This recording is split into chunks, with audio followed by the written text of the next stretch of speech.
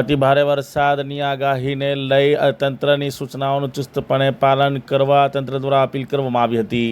વડોદરા જિલ્લાના નર્મદા કાંઠાના ગામોમાં સંભવિત પૂર જેવી પરિસ્થિતિને ધ્યાનમાં રાખીને જિલ્લા વહીવટીતંત્ર દ્વારા આગોતરા સાવચેતીના પગલાં લેવામાં આવ્યા છે. નર્મદા નદીના કાંઠે વસતા લોકોને સાવચેત રહેવા, જરૂર જણાય તો સુરક્ષિત સ્થળે સ્થળાંતર કરવા અને તંત્રની સૂચનાઓનું ચુસ્તપણે પાલન કરવા અપીલ કરવામાં આવી છે. વધુ માહિતી અથવા મદદ માટે કંટ્રોલ રૂમ નંબર 0266626472 પર સંપર્ક કરવા જણાવાયું છે.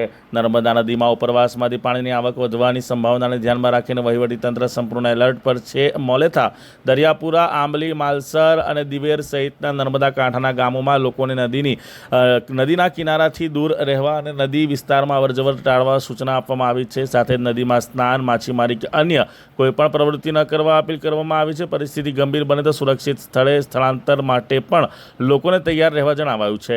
તંત્ર દ્વારા સતત સ્થિતિ પર નજર રાખવામાં આવી રહી છે અને લોકોને અફવાઓથી દૂર રહી માત્ર અધિકૃત સૂચનાઓ પર જ વિશ્વાસ રાખવા અપીલ કરવામાં આવી છે. કોઈપણ માહિતી અથવા મદદ માટે કંટ્રોલ રૂમ નંબર 0266626472 પર સંપર્ક કરી શકાય છે. આવો સાંભળીએ કે અધિક કલેક્ટર નર્મદા નિગમના NR પ્રજાપતિએ માહિતી આપતા શું જણાવ્યું.